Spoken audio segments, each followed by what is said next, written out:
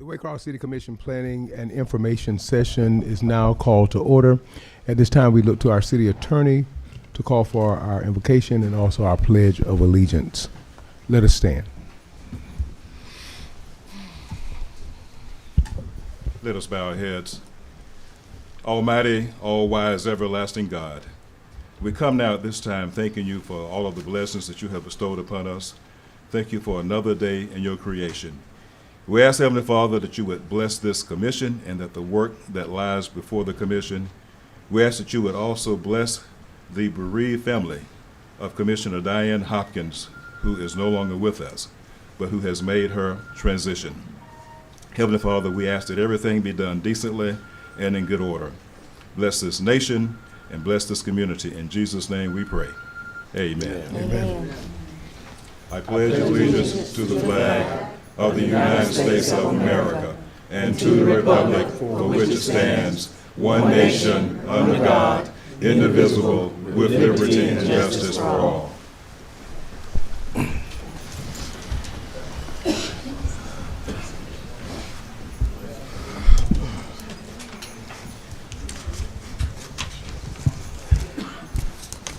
At this time, we are going to look to our city manager interim to call for our guests.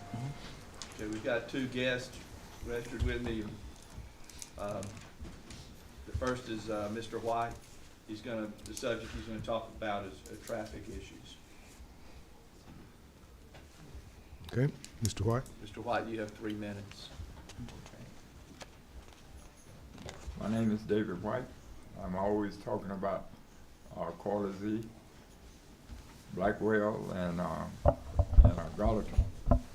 We did have an accident, but I heard that things are kind of moving a little slow, and that we are getting some help. And I always say, as long as we all work together in one accord, we can get this thing done. We got to keep talking. And every time you see my face, it's a reminder.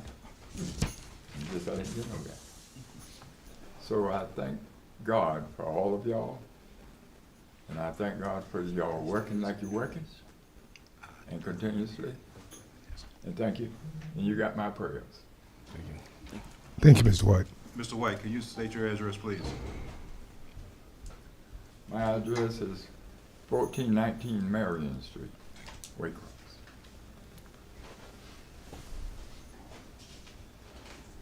Mr. Clerk. The other person we have is Mr. Hargrove. If you just state your name and address, please. You have 3 minutes. My name is Michael Hargrove. I'm at 2012 Alice Street, Waycross. Good afternoon. Good afternoon. Good afternoon. I'm sure everyone has shared grief over the passing of Commissioner Hopkins.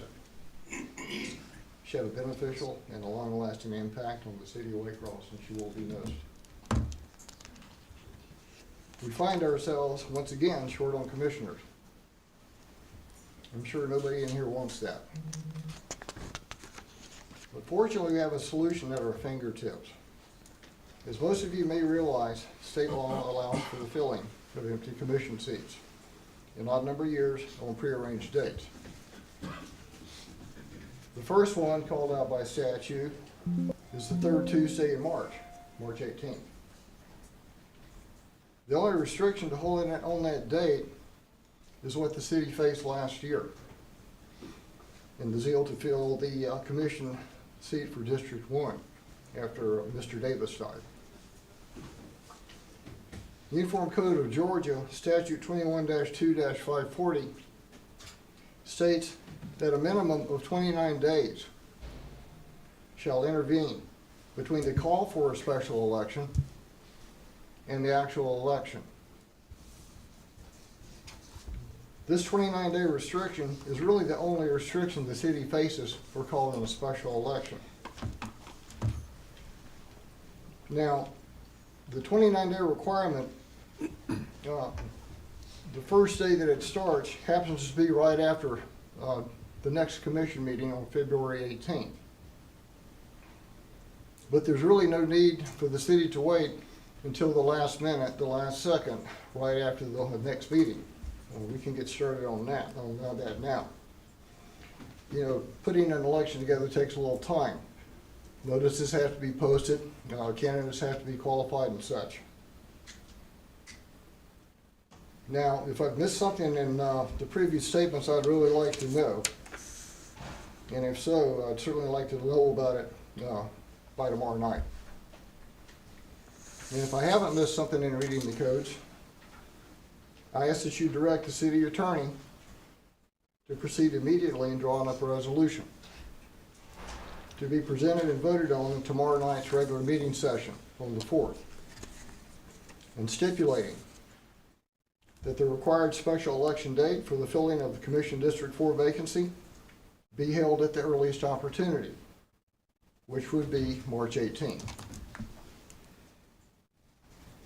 After all, and kind of like the last time, I see no reason, legally, ethically, or otherwise, to deliberately delay a city election to a later date, especially in this case. Thank you. That's all the guests we have. Thank you. At this time, we look to our city manager for the remainder of our agenda. Thank you, Mr. Mayor. At this time, we'll go ahead and move into the information planning session. We don't have any bids at this time. Okay.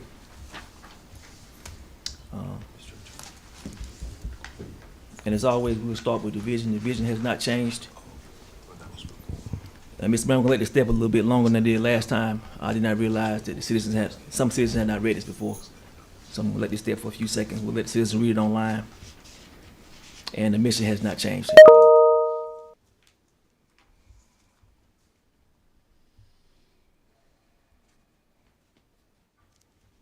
Next, Mr. Mayor, we're moving to the city priorities. They remain the same. With the buckets for the priorities remain the same, Mr. Mayor.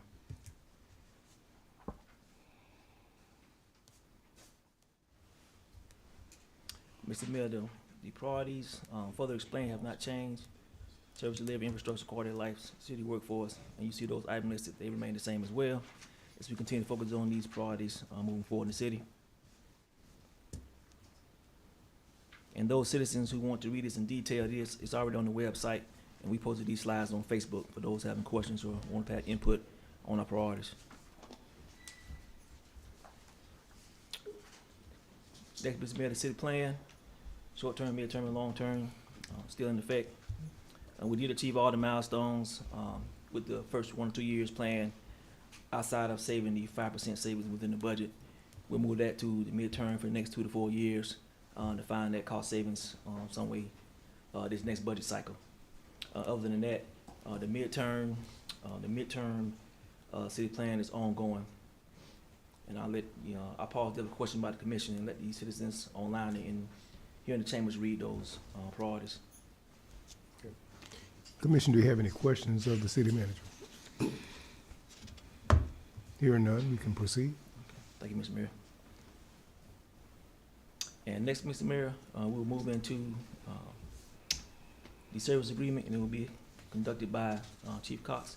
It's the Family Justice Center's employee contract reimbursement. Chief Cox. Chief? Good evening. This is actually a service agreement. It's renewable every year. We actually approved it halfway through the calendar year of 2024. And what it basically is, we assign one of our detectives to work out of the Family Justice Center, which the Family Justice Center is a location where victims of sexual assault, domestic abuse,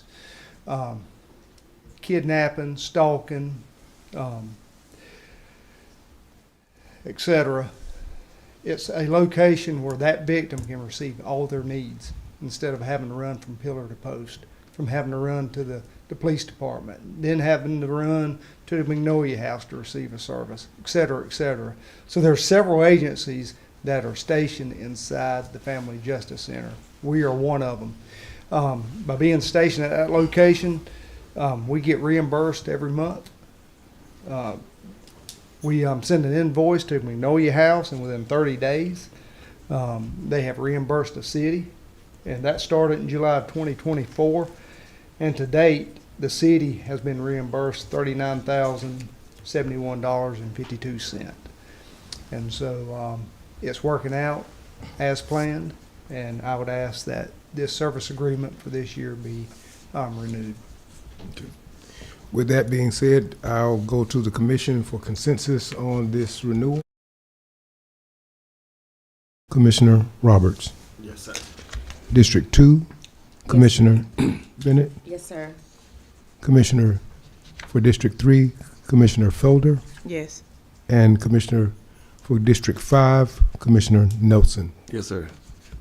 You have consensus. Thank you, sir. Thank you, Mr. Mayor.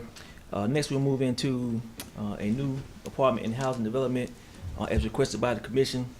We wasn't sure on the actual presentation, so I did put a small presentation together. We will have a full presentation some here probably next month after we have the starting presentation for District 3. I think that's this month as well. So these following notes are just some notes from the actual presentation, and I apologize for questions by the commission. So for the WHO, various investors, the city of Waycross is comprised of over 5,000 households right now with a population of a little bit over 13,000. Our family households average a little bit of 3.5 members. Other households average 2.5 members. That's our single family homes or people renting apartment spaces. Roughly in the city, we have about 6,775 housing units. That's apartments and homes all put together. 50% of those were built prior to 1969, much like our infrastructure and pipes. 15% are failing. Those are our abandoned lots and abandoned homes. And then 25% are vacant. So you can put the math together to see that we have a problem that's been escalating for some time now and it's continuously growing. We have a requirement for about 1,600 to 2,000 units to meet growth expectation. That's for the new companies coming in, mainly work development, workforce housing. But at the same time, we have other needs for family members, so that's all in that same number. And the last point, we've had no new development since 2020, and only about 398 units since 2010. So what it is and what it's saying is, we have a lot of potential investors coming into the city. We have some right now we have already graciously voted to do in District 3. We have 2 more potential areas in District 1, and a few more areas that the city maintains as far as land within the county, and then we have some more small parcels that also could be used for single-family housing. So we want to present this today. Like I said, you get the full presentation after we do the town hall for District 3, where we go in detail with the citizens. But this is just some food for thought for the commission, because we will be bringing those investors forward as well, starting as early as the next meeting to kind of give you the outline, their plan for the land that some of them are interested in buying. And I apologize for any questions by the commission. Okay. Open the floor for commission to respond or even to ask questions. We'll start with District 1. The job that you say coming in, what kind of jobs are coming with the industry? So, Commissioner, I can't openly say the jobs, but we have the marriage company that's been already put out in light. I will say, and there was a setback for them. They had a changeover in leadership, organizational leadership, so that time got pushed back a little bit. They should have been here this year. I think everybody was expecting that, so probably to next year. And they're bringing a secondary company with them as well. But I won't be able to go into those details until we meet with the development authority, and they'll kind of brief y'all on that.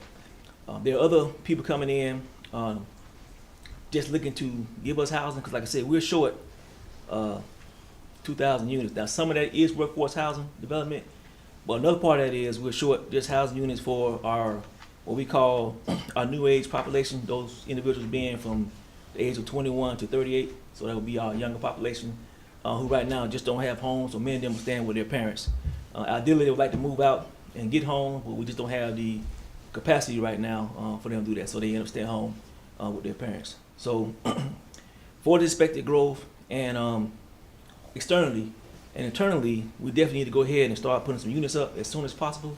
We're already kind of behind from the company, even though they're coming in late, we're still kind of behind as far as providing them workforce housing. And like we had the previous meeting, that investor will be putting in, I want to say 81 units coming in, but all those are single unit homes for one person, one couple. So that won't meet all the demands, but it will start the process. So there's some other potential employment company here, and what I'm gonna do, Commissioner, is probably follow up with the Development Authority and ask them to come give you a detailed brief on that. We'll get the Commissioner a detailed brief on that.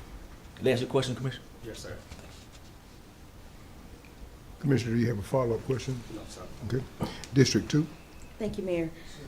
City Manager, you did answer one question. What district did you say that they would be looking at? Well, we're looking at all districts.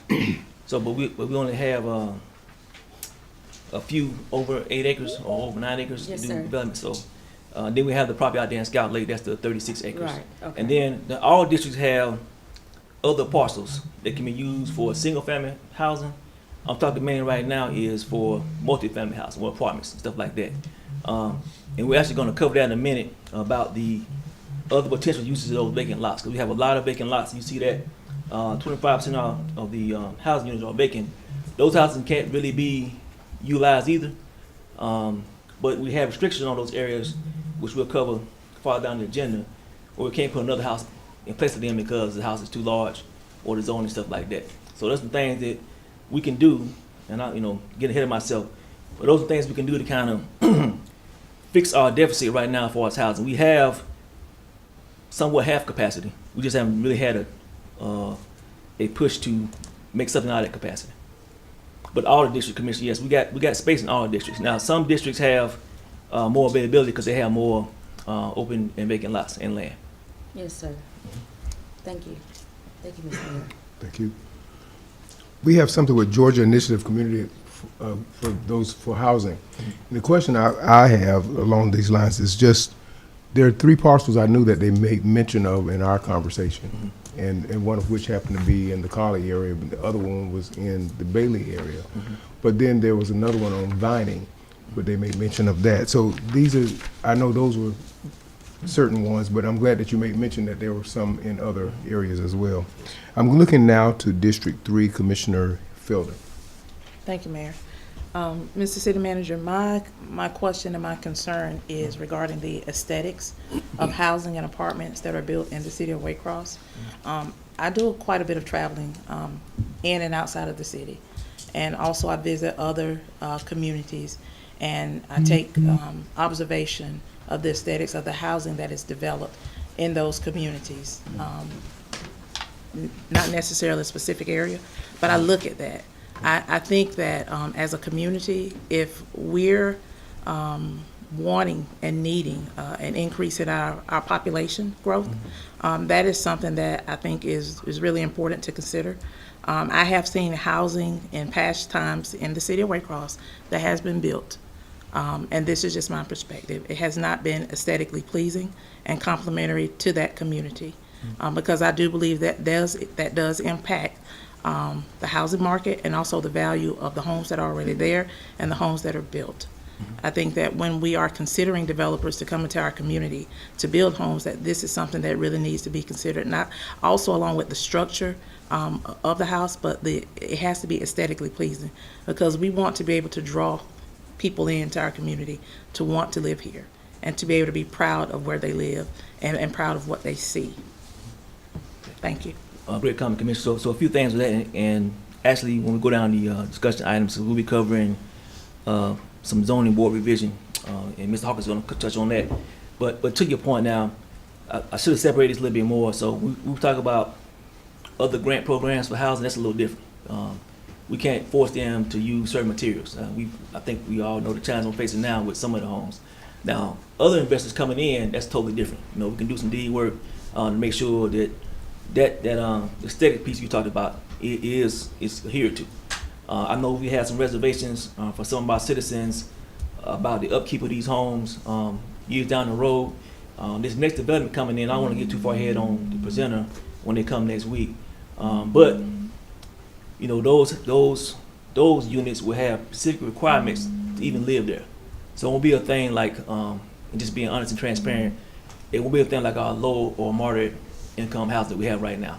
Will be that you have to really qualify to get in those homes. So I feel like, and I think we all feel like those homes will be upkept. Back to the other point about aesthetics and just the homes we have here now, sitting on lots, just being here for some time. That has always been a challenge because of the zoning, some zoning codes we have right now. And as you go to other communities, and I think Mark's going to talk about it a little bit more, but we do need to kind of revise those codes in our previous thinking.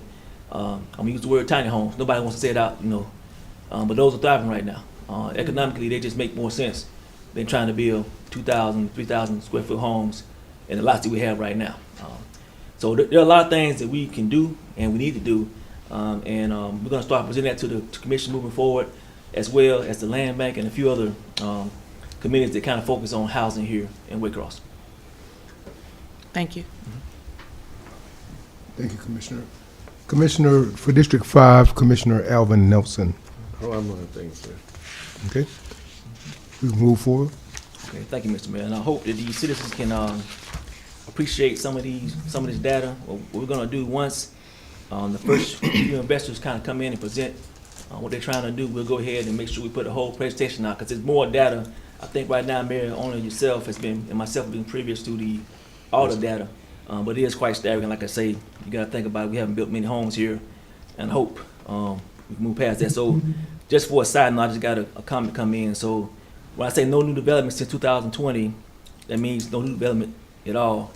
And 398, that's actually an apartment complex. So yes, we have not had any new homes built here. So just make sure that's clear to everybody. And with that, Mr. Mayor, we'll move on to the next item, and it's going to talk about zoning board and property revisions. And I'm gonna move to the brief slide. I'm gonna bring Mr. Hawkins up here to kind of go into the ins and outs of it.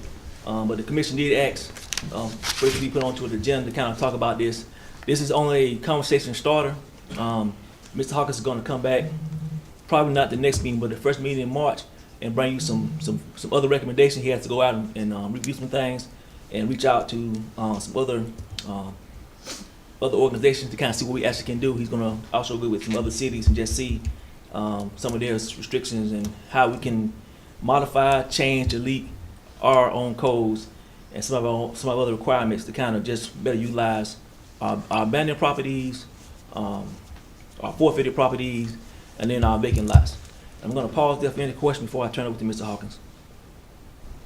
Any questions at all? Yes, I have a question. Mm-hmm. Regarding these abandoned properties, forfeited properties, and vacant lots, on average, how many do we have that are in the process of going through the system? You had a number offhand? Okay. Looking at the last chart, Commissioner, so we're probably at least 80 homes in that process. And I think I would say it again, that's actually almost a 2-year process. And that's one of the things we probably look at, how that process starts, and we can influence some of that. If y'all remember when we first got here last year, we did get them to allow us to go on the property to fix the outside, within that first year versus wait. So, but it's still taking a lot of time because we take them to court. We got to find the original owners or the family members. That could take a long time too. Then once we get it and go to court, then they got to get more time. And this is one of the things that when we sit down with the judge again, like we got to figure out who's given how much time. The city gives them flexibility, then he turns around and gives them flexibility too, and we're kind of giving them double the time, and that's kind of not been working in the past. So that's one of the things, like I said, Mark's going to get into that, not this meeting right here, but the next meeting. That's one of the areas we got to cover is the actual court process, because it has not been effective. I recognize that, since we do have a lot of homes that's waiting to get torn down or in the process of being torn down. That should be able to be picked up faster than what it's been in the past. Commissioner, do you have a further question? Okay. Thank you. Okay. With that, Mr. Mayor, I'm going to bring up Mr. Hawkins. Mr. Bradford, Commission.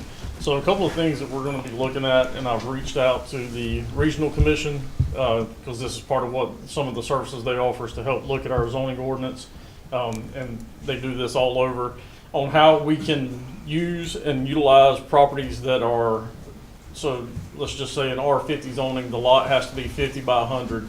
We have some properties that maybe are 45 by 90, so they're not quite there.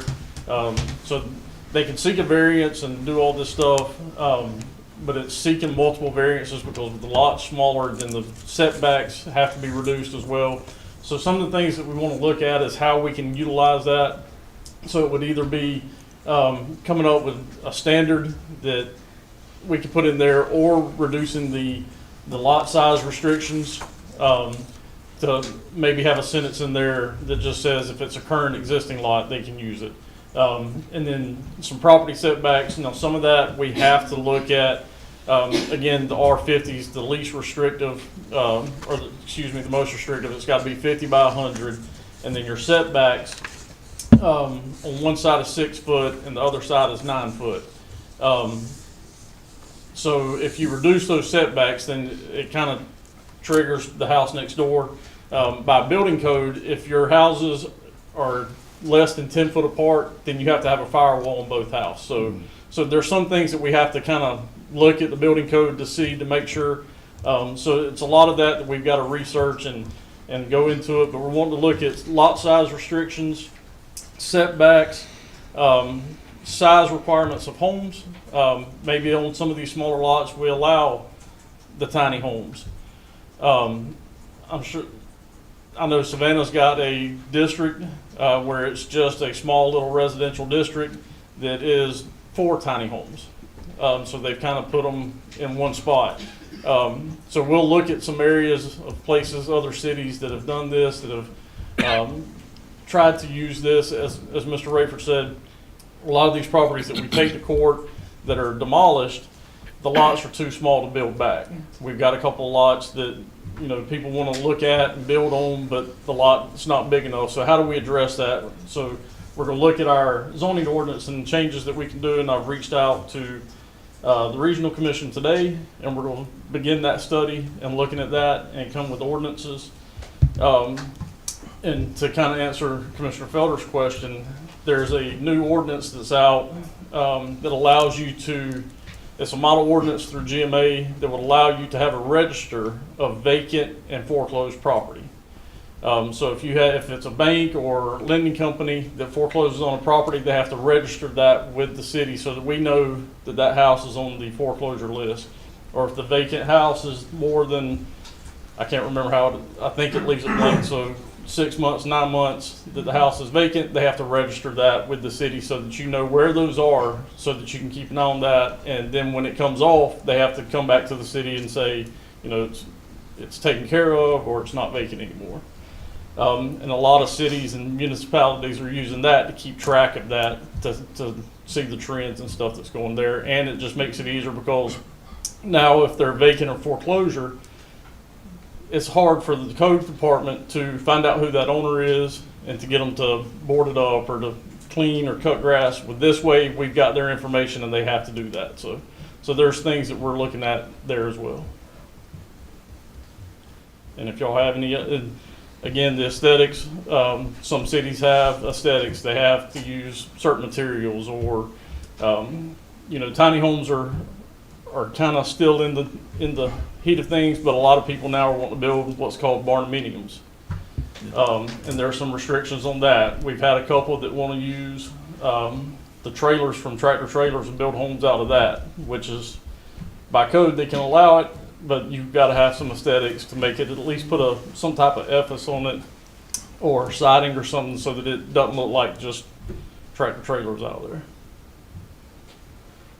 So this is stuff that we need to address so that we can utilize land and so that we're kind of uniform. So if y'all have any ideas or any expectations or anything that you want to see, you know, we can look at that and see how it affects. We're going to look at how tiny homes, you know, affect the homes around it as far as values, and how reducing some of these setbacks, stuff like that. So we'll look at the pros and cons and then bring all that back. Is there a committee or a group of people coming together for this particular thing, or you have a team of people that you're working with for this purpose? So right now it's just myself and, like I said, the regional commission. But if the commission wants to put a committee together, or if they want to get together and come up with what they want to see, or things that they would like to see or ideas to explore, we can do that. Downtown, generally, we have something like a facade grant where they do the facials. And I'm wondering if there's a certain type of grant or grants that could be done, as was questioned by Commissioner Felder regarding aesthetics. Could there be something of that sort available for persons who are trying to get their homes done? So we can look into that. I know just basically right now the two that we work with are the CHIP grant and the CDBG grant. And there's requirements there that the state puts on it. But as far as facade, normally that's set up by downtown development or something like that that brings those grants in. And it's for downtown areas, not necessarily for homes. I was just wondering if there was a complementary type thing of a similar sort Right. on the other side of the coin. Okay. If Commission, did you have anything further for Mark? Okay. Thank you. Yes, sir. Thank you. Thank you, Ms. Hawkins. Mr. Mayor, one thing we did neglect, we are looking to incentivize foreign investors as well. That's a big thing, so we do have to come up with that.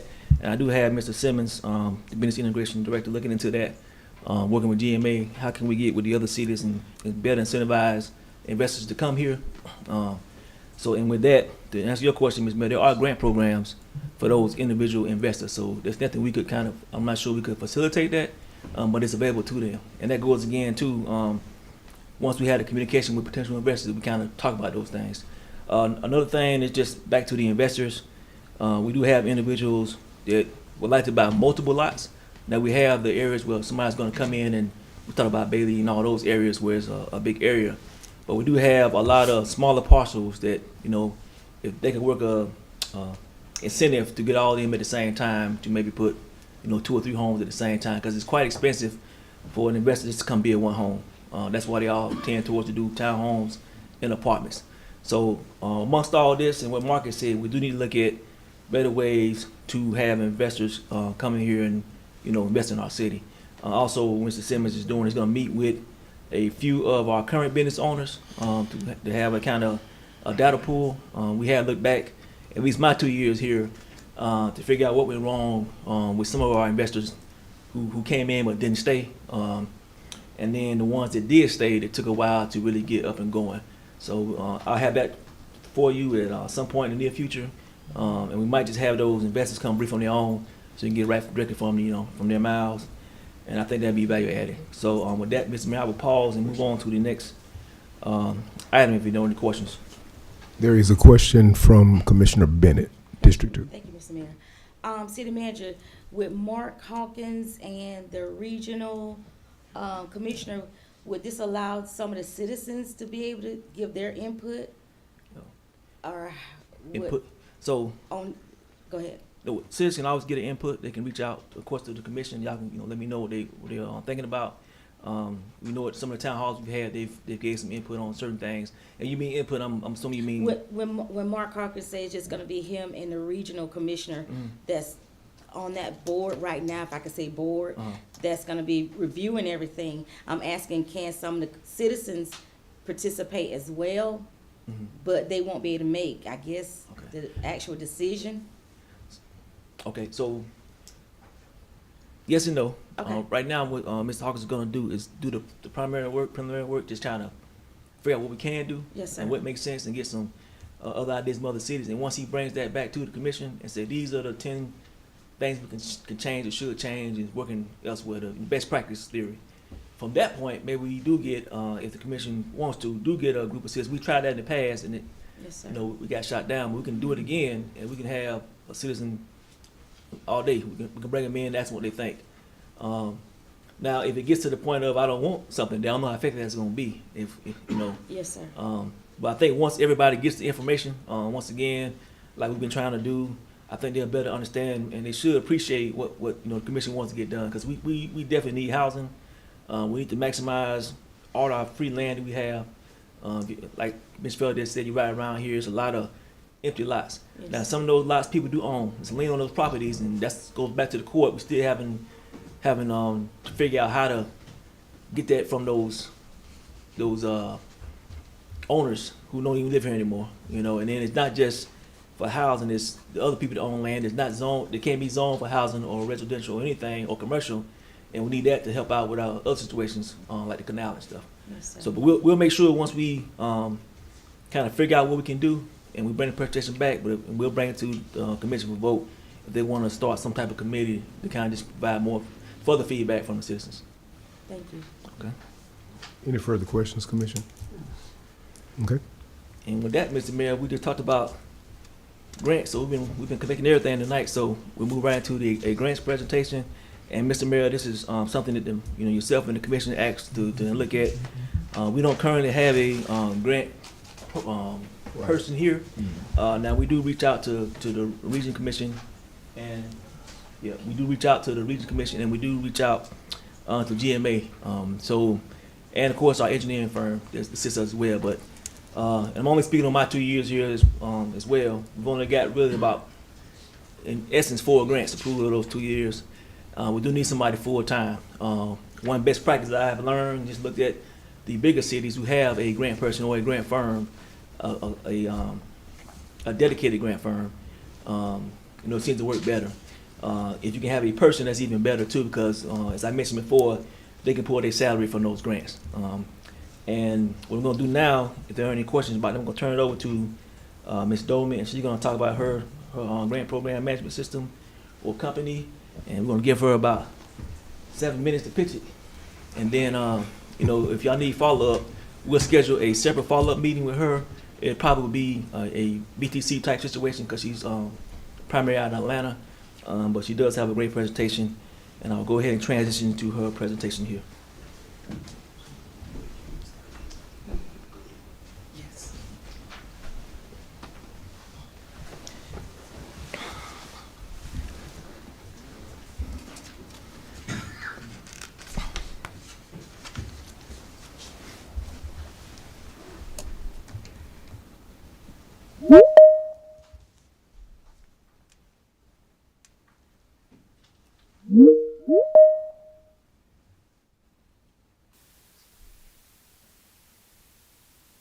Hey Glenn, we see you.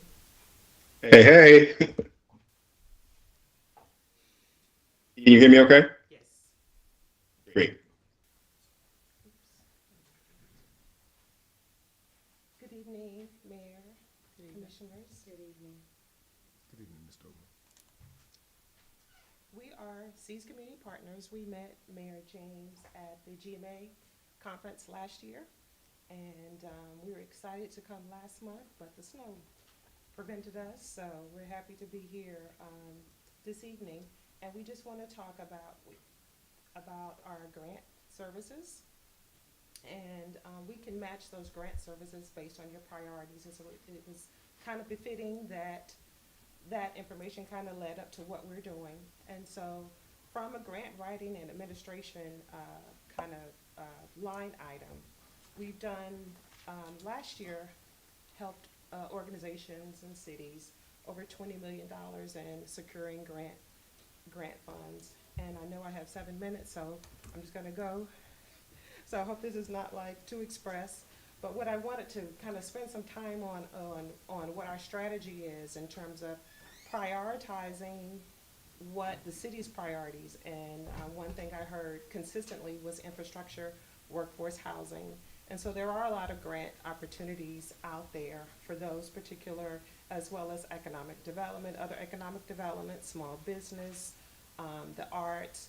And so what we would do is get further clarification on the priorities and match to determine which opportunities match that. And so one thing, as I spoke with the city manager, a lot of the grants we see can either be a match, but some have no match requirements. And so, of course, those are the ones that are going to be the priorities that we probably want to look at, no match requirements. And so as we are developing the process to do the grant writing services, we have dedicated senior level grant writers to help with crafting the proposal, kind of streamlining the process. And one of the key things with grants is being compliant with what the requirements are. And so that's what we propose to do for the city of Waycross. And there are a lot of grant opportunities that are available with deadlines February 27th and February 28th. So, and they are nice sizable grant opportunities. And they're with the state of Georgia, they're federal and foundation grants. Glenn, did you want to have anything else to say on that part? Yeah, no, I think you've covered it. So with deadlines looming, I think getting focused on some of the additional prospect research, in addition to what we've uncovered already, organizing those proposals for submission, and then supporting those for a competitive process. I think you've covered it. And so as I talk about the kind of value of what we bring is that expertise, that experience with the grant writing, with the proposals, with identifying and talking to the potential funders to find out what are some of the key things that they're looking for in the grant applications. Talked to one potential funder last week because I wanted to find out, you don't list what your grant award amount is. And so what are you looking for? What will not make you throw our grant out? And so she was able to tell us, okay, this is kind of where you want to stay. We're not saying, you know, it's not kind of public, but this is where we want you to stay. And she said, well, who are you working with? I said, I can't say right now. So that's kind of the benefit of our partnership. And of course, the cost efficiency of, you know, kind of hiring somebody full time. You hire our firm and we can take care of that. Oh, I didn't know if that was my time up. And then one of the things that we will do is to have a calendar. Like, these are the grants that are available. This is what we know we're going to be applying for a 12-month period. So we can kind of plan on it. We can look at it. We can make sure that we have all of the information from the city or the back data and so forth. And then, of course, compliance. Because this is government money, this is foundation money. We have to make sure that we spend the money properly. We have seen some horror stories and having to go behind people as we try to clean up. So we want to make sure that we're proactive and compliant. Glenn, is there anything else that I forgot? I think we probably like 2 minutes, 1 minute. Right. I think you covered it. So going back to upcoming deadlines and the total amounts that are available, Danita, you covered the statewide and foundation grants. I think that's important. And then the three key pieces, the prospect research, the development of those award-winning proposals, and the submission. I like that you covered the relationships with the funding entities, getting insider knowledge so that the proposals are as strong as they can be and that the requested amounts are right on target. Nothing additional from me. Thank you for having us both here, and it's good to be on with you all. Just kind of want to, I think I have maybe 1 minute to, so from an infrastructure and community development, we see grants over, totaling over $2 million in that area. Economic development, over $3 million in that area. Public safety, emergency preparedness, over $1 million.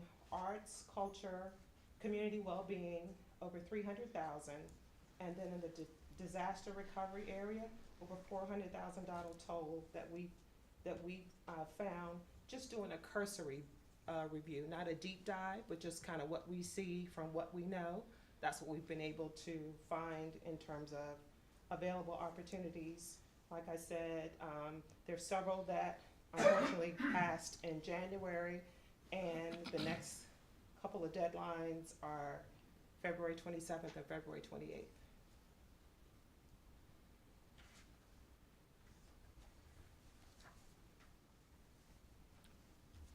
Very good. So did you want to entertain any questions Yes. from the commission? Yes. I'll open the floor to the districts and allow for them to ask questions. District 1, do you have any questions? Yes. How much would this cost the city to do this?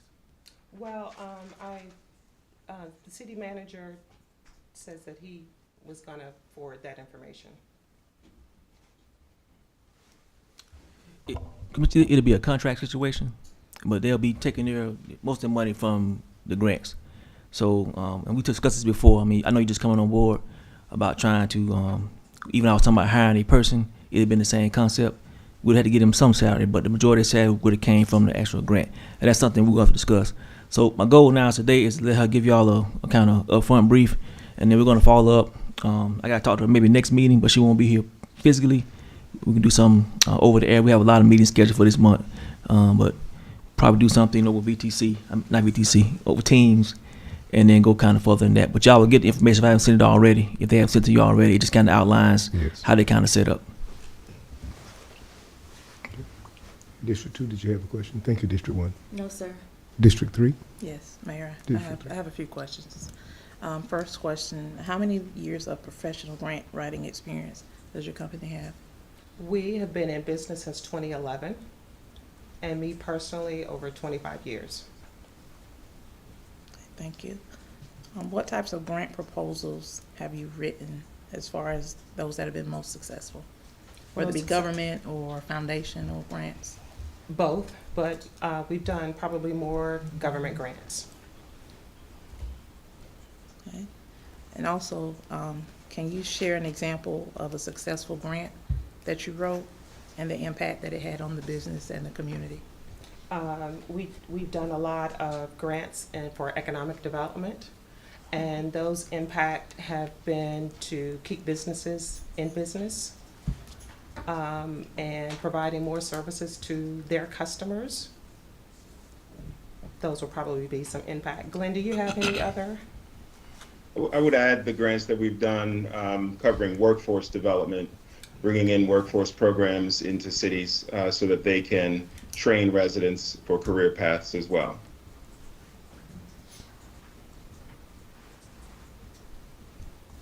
Thank you. Commissioner, District 5, Commissioner Nelson, did you have any questions? No, sir, I don't have anything. Okay. Thank you. Thank you. Thank you for your presentation. Thank you. Thanks, everyone. Thank you.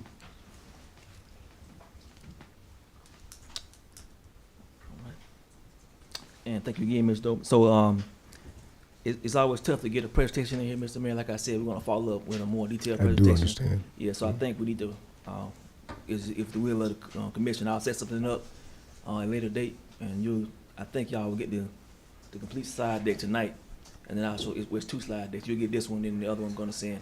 You get a chance to look at it, and then we'll follow up. Hopefully this month. We probably won't make this February cutoff, just being transparent. But just based off of the service they might provide and some of the conversations we've had in the past about doing something with or establishing some type of grant program, this is something we probably should seriously look at. So I apologize if any final questions on that presentation, Mr. Mayor. Okay. Any questions, Commissioner? No, sir. We hear none. Thank you, Mr. Mayor. Next we move into the Commissioner Felder has Oh, a yeah, question. No question, just a comment.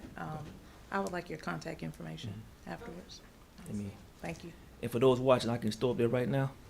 If any citizen has any It's on the screen. anything. Like I said, Commissioner, y'all will get this slide deck immediately following this meeting. Thank you. I think that was what she just wanted, the information that you have on the screen now, so that's good. Okay, Mr. Mayor, next we move into the infrastructure update, and I'll start with the parks and streets. Charlie's still, Charlie's still here right now. He'll go into a little detail if need be, but as of right now, I think most of you got the city update today, and let me go to that. So, of course, over National Street is complete. That Palmetto is complete, I think too. It's complete now. It's complete now. We move to the next set of, with the next road listed here. With Gallatin and Heights, that middle area there, if the citizens can hear me, they do have a lot of cars that's parked in that area.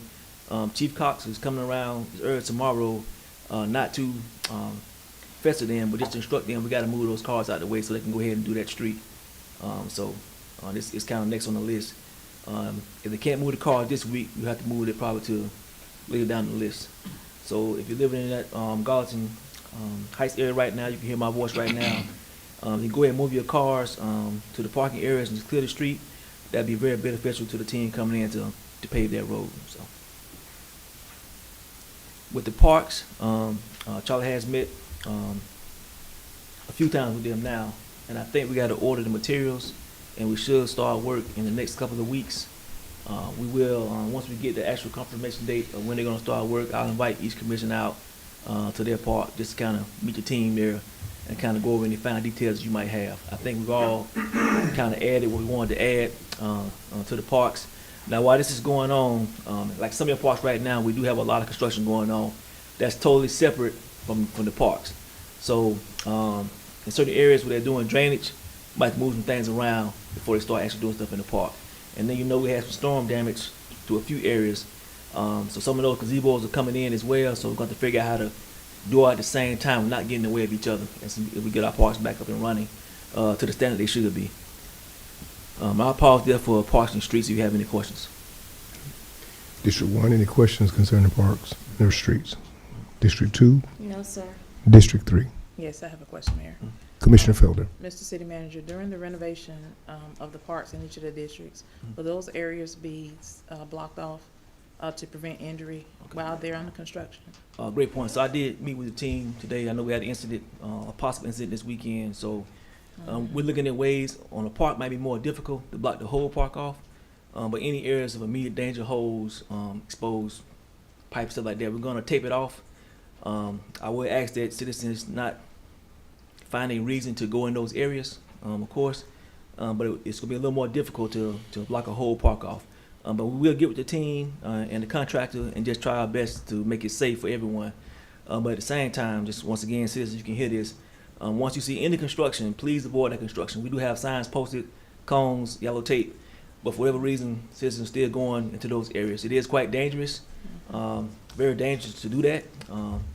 And in some cases, and I will state this, if there's a hole in the ground, we cannot cover the hole because you must see the hole. So I cannot put a piece of plastic over the hole because that's inviting you to step on the hole and then still falling in.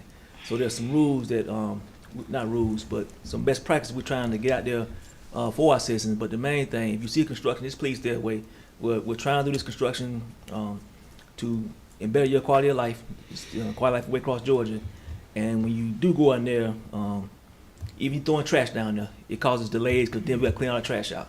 That's another 2 days we want to delay in this current situation just to clean all that trash out. So we need everybody's help with this, moving forward. So, does that answer the question, Commissioner? It does, thank you. And District 5. Okay, thank you. Okay. Mr. Mayor, I was instructed to go back and get with the engineering firm and talk about Sweat Street. I did, and after talking to the team, I think it's best right now because of the cost we do what we can do. We're going to put that in the LMIG, so that will cover half of that. I think it was $500,000 to do the mitigation. So half of that can be covered in the LMIG. We did put the LMIG request in, Mr. Mayor. You did sign it, so we got it in on time. That will cut down some costs on that particular area of Sweat Street. I still will meet with GDOT to talk about the rest of that portion that goes under Corridor Z and all the way down to the other end to see what they can help us out with. So just could not absorb that total amount. I said $700,000. It's going to be close to $1 million. Even with financing, we won't be able to do that. So hopefully, it's not a quick fix. This is a repair. We just know now that we need more repairs on that line. So it will stop the caving in for that particular area. And then, like I said, once we get with the GDOT team, hopefully, Charlie can talk on this further. We can we see all the way down the road now, all the way under Corridor Z? Could we see? We could. Okay, yeah. So they, what we'll do, I'll make sure they see what we see down there on these corridors, and maybe that'll help them assist us even more. All right. And with that, Mr. Mayor, I will. Well, if I can, Mr. Mayor, and because we had a question early on the agenda, I will touch on that. We did talk to GDOT about doing those safety measures. Yes. Y'all, the commission already had passed a resolution and a support letter a while back, so that's suffice enough for them to start the work. I will come back to the commission to just restate the work again. As you know, we're talking about doing the raised mediums, starting on one end of Waycross and coming all the way back up, pretty much Memorial, Corridor Z, up till, and I forgot the street that we're talking about, and don't be mad at me, sir, but that's the street we're gonna stop at, unfortunately. But once they stop there, they're almost through with the safety study for the remainder of the street, going all the way up Corridor Z to the county area. So we'll probably get the same things there, being the raised mediums, the improvised, the upgraded lights, going from yellow to red. And then once all that's completed, when they start the other work on Ozzie Davis and the bypass and those things of that nature. That's gonna push traffic toward Quarter Z, of course. And then that will give us the numbers that we need to do other things, and then we'll start another study. Hopefully that study won't take as long as these previous studies did, but since the citizen asked about it right now, I want to take the time to kind of update that to the commission, hopefully answer his question that he has. All right. If no other question on that, Mr. Mayor, we'll move on. We have no privilege license renewals at this time. We're going to have 2 privilege licenses. We're going to have a proposed ordinance. That's to rezone the property. We talked about it before on Brunel Street and Haynes Street. We're going to have 2 proposed resolutions. And on that one resolution, Mr. Mayor, the audit presentation will have to be conducted tomorrow. There was a mishap when they were going to come into town, so they'll come in during the executive session and present to the commission the audit findings. But we want to go ahead and prepare the resolution still for that. Okay. And if there's no question on that, Mr. Mayor, I will turn it over to the city attorney for his report. Mr. Mayor, there will actually be a third resolution, and that is with regard to the Family Justice Center Services Agreement that Chief Cox talked about. We have a resolution approving the adoption of that agreement Okay. to enter into for another year. In addition to that, I just wanted to make some comments about the Georgia Supreme Court decision in Nelson v. Strickland. As most of you know, the Georgia Supreme Court rendered its final decision on the 28th of January last Tuesday. That decision resulted in a reversal of the Superior Court decision which vacated Mr. Nelson's seat. The Georgia Supreme Court decision has now effectively reinstated Mr. Nelson to his seat permanently. The Georgia Supreme Court decided that the issue had to do with which was the appropriate map to use for the election that occurred in 2023. The Board of Elections used the 2005 map, although the city had adopted a 2011 map following the 2010 census. And that map was used, the 2011 map was used in city elections for over 10 years. Then in 2023, or actually 2022, the Board of Elections went to a digital format for voting and for uploading maps. And when the Board of Elections requested the city map, they got a 2005 map and used it instead of the 2011 map, which had been used for nearly 10 years. And so the question became whether or not that was the appropriate map to use or whether or not to use the 2011 map. And in further research of the case and looking into the history of the case, the Supreme Court decided that the 2011 map was never officially filed with the Secretary of State's office at the time, or after the time that it was adopted by the Waycross City Commission. You have to file the map along with the ordinance that resulted in redistricting, along with the Justice Department certification or approval of that election change, along with the publisher's affidavit from the newspaper that the notice was published to the public regarding the amendment to the ordinance. So as a result of the Supreme Court finding that the 2011 map was not officially filed appropriately, that's how they put it, with the Secretary of State's office, only the 2005 map counted. And therefore, Mr. Strickland's argument based on the 2011 map failed because the 2011 map was not applicable. Now, going forward, the Supreme Court has said that the city can file the 2011 map along with a copy of the ordinance that changed the election district, along with a copy of the legal ad that appeared in the paper, giving notice to the public, along with the publisher's affidavit, and not only filed it with the Secretary of State's office, but filed it with the Clerk of Superior Court. And once those steps have been followed, then the 2011 map will be applicable. So going forward, if it is the commission's desire to use the 2011 map that you adopted back in 2011, then we would simply need to adopt a resolution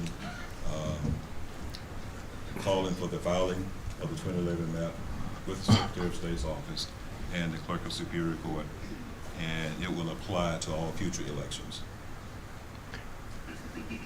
May I ask questions? Yes. Okay, so with that regard, I'm looking at the 2011 map would have to go through us now to be, one, we need to do a resolution or an ordinance? Is this what you're saying? A resolution. A resolution? Yes. So the resolution that we would need to do would also have to be filed with this, our court system here as well as the state? Right. Okay. Right, that is correct. How quickly do we need to do that or have that done? We could do it at the next meeting. We need to get the resolution prepared, so there's plenty of time to do it. So we could do it at your next meeting. Okay. Any questions from the commission concerning this? Commissioner? Yes. City Attorney Spearman. So just for clarification, are you saying that currently regarding the district lines in the city of Waycross for all 5 districts, we are currently operating off of the 2005 map? That is correct. That's what we should be. And it should be the 2011, Right. which was never officially certified. Never officially filed with the Secretary of State's office. But the elections that occurred between 2011 and 2022 were based on the 2011 map. Mm-hmm. Now, the Supreme Court didn't venture to do anything about that. But That's why I asked. right. But there was some quirk in the procedure that in 2022 saw the digital 2005 map getting uploaded rather than the digital 2011 map.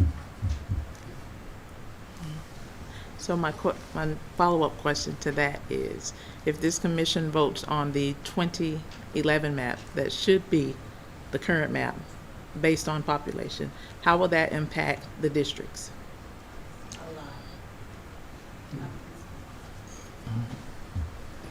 I'm not really sure how it would impact the districts. I don't think that the 2011 map made any major changes. I think there was some change to District 3, but it basically kept in line, that district, as I recall. But I don't think the changes are major. If that helps.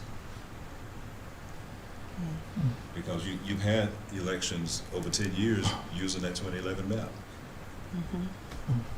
Mr. Mayor. Commissioner Bennett has a question. Yes. At this moment, can we just table this until we all figure out what's actually going on? So can we table this? Well, it's not a concern at this point. It's just basically a conversation around his report. Right. His Okay. report is basically stating that the Supreme Court has already ruled in the favor of Mr. Nelson concerning the past map. That was how he was elected, and his seat is permanent because he was elected duly by the map that was presented to the Supreme Court. Right. So when we have that conversation, then we'll probably get into more Okay. detail, but this is just Okay. a small conversation around it. But Right. thank you. That's right. While the city attorney, thank you, Mr. Mayor, I will say, we have lost 10% of the population since 2005. Oh, yes, we have. So I think somebody said something, so it will have an effect through all the districts. Because, we lose, every 10 years, we lose about 10% of our population of just population period. Not saying registered voters, just population period. And that all kind of leads back to everything we discussed tonight about keeping people here in Waycross. So, Thank you. And the Supreme Court made a notation that, for whatever reason, let me rephrase that. It made a notation that in 2020, following that census, the city had decided that its population had not changed significantly, and there was no new map done in 2020. I recall that conversation because we were on this, at that time, work sessions were held on the floor, not up here. Right. And during that time frame, if I'm not mistaken, Miss Marion Solomon Gaines brought it up in our conversation. And when she brought it up before us, the vote was there was not enough motion, not enough movement from our population for us to make that decision. And that's how we remained as we remained with the 2020. And just for information, I did have a discussion with the Board of Elections last week about the special election, and they were recommending that the special election occur not before the June 17th date. And they made that recommendation based on the very tight time deadlines that we have for that we would have for the March 18th deadline. They were concerned about, number one, the issuing the call for the election. And you do have to call for the election 29 days before the election, but there are some other things you have to do as well. For an example, you have to advertise. They usually advertise 2 weeks. You have to have a qualification period, which has to end 25 days before the special election. So if the special election were on March the 18th, the qualifying period would have to end by February the 21st, 2025. But before that, you'd have to advertise the qualifying period that it begins February the 18th, 2025. And if it were published in the next paper on the 12th, you'd have basically 1 week or really 6 days notice to the public. That's not that you can qualify the following week for the special election. And we usually like to advertise at least 2 or 3 times to the public that that you can qualify if you so desire to run in the next election. So that was a discussion I had with the Board of Elections last week. okay. And what is your legal advice to us as a commission? Well, I tend to agree with the Board of Elections that we don't need to rush through it. We need to make sure that we dot our I's and cross our T's on all of these deadlines because we don't want a problem Yes. going forward. Okay. And Ms. Meyer, I spoke to him as well. I was going to have him on the next agenda. We don't want what happened last time. We tried to make sure we could get somebody for District 1. So there's some things with that too, and we'll probably talk about that at a later date as well, to avoid that again. Just to make sure. And just want to add that, but it'll definitely be on the next agenda, Mr. Mayor. And I thank you for allowing me to task you with that job to talk Yes. to them to come in for our next meeting, so that way we as a commission can hear and ask questions regarding Great, it. Mayor. Thank you. That's all I have. Thank you. City Manager. Thank you, Mr. Mayor. At this time, Mr. Mayor, Okay. I have 2 items from my city report. Yes, There's Mr. Mayor. one follow-up question, and then we'll come to your follow-up. Yes, Mr. Mayor. This is for Attorney Spearman regarding the district lines and the mapping. And as you clarified that we're still operating off the 2005 map. And just for clarification, when these the map is used, these district lines are locked in, correct? Yes. So that when a candidate who's running for office requests for the voter registration list, that should be the accurate voter registration list. And so when the election takes place, there should be no change in those district lines, correct? No, there shouldn't be any change. Shouldn't be any changes. And I've got another question. Maybe you can answer this or cannot, I don't know. If that is the case, how is it that in a runoff election that the district lines changed and it switches the candidates that are running for one district and they put their name on the ballot in another and vice versa? And this is during a runoff. But that should not happen. The runoff, whatever the district lines are during the Primary regular- election, yes. Primary election should remain for the runoff. You can't change the lines. It should, but it has happened. So that may be a good question for our Board of Elections supervisor when we have that meeting coming up at our next meeting. Yes, I would like to have better understanding of that. Thank you. Yes, Mr. Mayor. Thank you, Mr. Mayor. 2 items, Mr. Mayor. So the first one being, we're not going to move back to the monthly report. You begin a daily report, you and the commission, and then we post it on social media for the citizens. We're going to stick with that format. We did add a few more things to that report, the financial chart, and a few more items to the daily operations. So we're gonna stay with that. The one thing that I would like to add, and we're still trying to figure how that looks, as one of the commission mentioned tonight, the court cases. But unfortunately, there are names on there, and even though those are open records, just showing a little bit of grace, because some of those people in those court cases, they're in a bad situation. But we're trying to figure out how to make that available, just the court cases themselves. So we're trying to figure out how to revise that to possibly just show the houses or the addresses, and just show what state they're in. I'm going to get with the city attorney on that and a few other sources, just to make sure we don't disrespect anybody who's come on hard times. Although the information is public record, anybody can come request it. But it's the final thing that we want to kind of add to the report, so everybody can see the transparency we're doing as far as our court system and the homes on the court system. Next, Mr. Mayor, last meeting, the commission asked for a breakdown, and I thought I can touch on this real quickly. On your desk there, it's just a presentation about salaries. If we change some things, so if you get a chance to look at that for me, it's about the mechanics positions. So just to give you feedback from that, from the question that was asked at the last meeting. If you got any questions about that, you can just contact me, and I'll provide additional feedback.